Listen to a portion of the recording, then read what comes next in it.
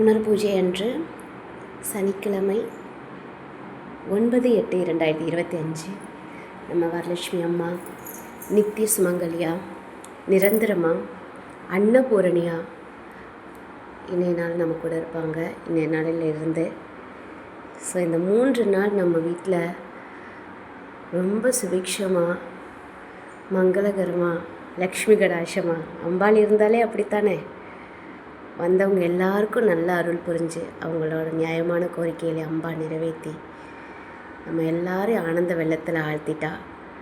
உண்மையிலே அவள் அவ்வளோ ஒவ்வொருத்தவங்களுக்கும் ஒவ்வொரு மாதிரி காட்சி கொடுத்தா. அம்பா